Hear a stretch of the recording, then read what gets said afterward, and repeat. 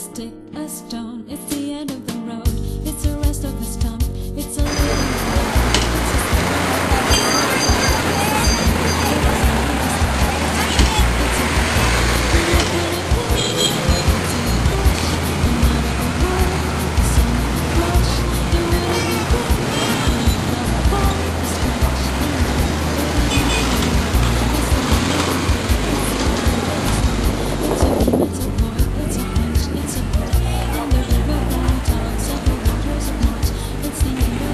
Days to go, it's 2012 and of course sa 2012 madamo kami mga sorpresa sa inyo diri lang sa Good Day Western Visayas kay subong ari kita sa may Maasin, Iloilo for their town fiesta, and in just a short while iga-feature nato ng ilang Tugan Festival. So again, Happy New Year in advance and keep on watching a Good Day Western Visayas. I am your host, June Patrimonio Cortel.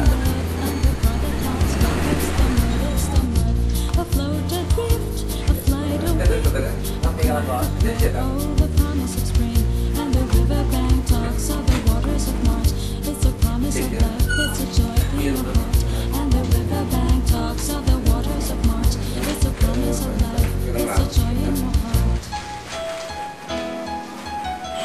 Good Day Western Visayas. Yari kita subong sa Maasin, Iloilo for their municipal town fiesta, and with me is of course ang aton nga very mapisan, you know, very active kat of course the brainchild sang tanan nga mga activities diri sa Maasin. So Good Day Western Visayas, Mayor Mariano Malones Sr. So Mayor, I know nga damo kita sa mga surprises subungan tuig, no, for of course for the town fiesta, and kanami diyan no kay they will end up the New Year with a great event, and of course nagdami man, no, kanami gift sa hapon na bungkuan, and the background of course amo ni siyang product sa Maasin nga ginapabugahin, no.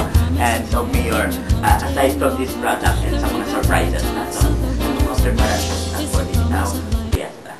Well, ang aton torpista ginihiwat naton sang sugod sang December 26. Kag we have so many activities. Now, sang unang adlaw, we have a parade, opening parade, and then we have the coronation of Pansikwent. And then last 27, we have the Maasin Got Talent, very successful.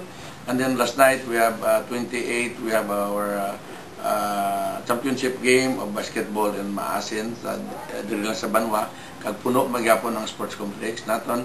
Kag subong gabi mo naman ang pinaka-unique naton activities nga nagaupod sa aton kapista namo ang paghiwat naton sang Tortugan Festival.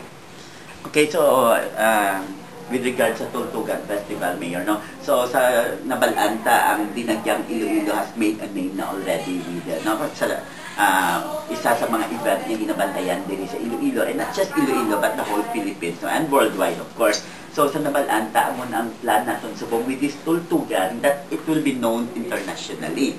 So I think may mga gin-revise kita nga may gin-reformat kita sa aton festival nga instead nga during the time we have our dancing competition with the music, but this year we focus more in music.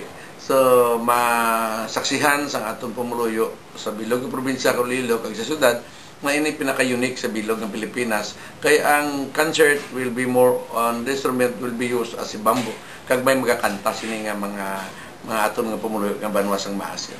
Okay, and of course I know this is supposedly a surprise sa mga Maasin, no? But then much better man nga mabalaan na nila, no?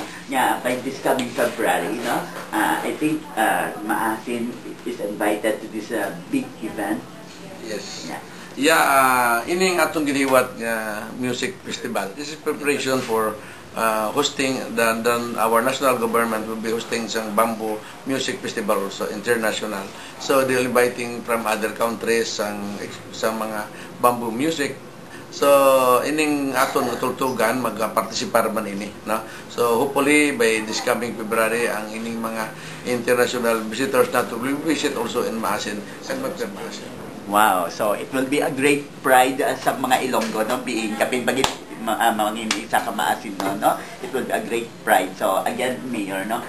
Tagaan ta ka chance nga magpa-thank you sa mga nag-support dito sa event sang maasin, and of course, sa preparasyon ninyo dito sa Piesta. It's your chance to invite everyone. Well, ginapasalamatan ko ang bugos ng pulo sa Banwa ka maasin. Kag pagsuportar sa ng aton tultugan. Dako na malawig na inabutan sa aton festival. Dako na bulig sa aton ekonomiya. Kay ang Banwa ka maasin nabantog nga amo ang the bamboo capital of the Philippines. And then we have already our more products na gina-produce naton diri, kaya gina-supply naton sa nationwide, our barbecue stick, toothpick, and chopsticks. So all of this, bunga ini sa buhat naton sang festival every year nga nagadugang sang suportar sang aton ekonomiya. So hopefully this year maging successful naman ang aton festival. Okay, so thank you so much, Mayor, na sa chance nga ginhatag mo sa amon, no? And of course, again, I am inviting ang aton nga mga friends, of course, not just here in the whole Philippines, but in the other countries, no? If you will visit the Philippines, kapit pagi ko makapailoilo ka mo, don't forget to visit Maasin. Kay for sure, no, mag-enjoy ka mo sa place, sa ambiance, and of course, sa mga people nga ari diri sa Maasin. And, of course, kung ari ka mo sa Iloilo, don't forget to watch Good Day Western Visayas sa Sky Cable Channel 13, and of course, sa Channel 17 sa Lagaw Suroy Channel. And of course, bantayan nyo ang pag-feature naman sa event, sa Tultugan Festival sa Maasin. Okay, I will be here until midnight ka lang, no? So, again, good luck sa event sa Maasin, and advance Happy New Year to all of you. And of course, keep on watching Good Day Western Visayas. I am your host, June Patrimonio Portal.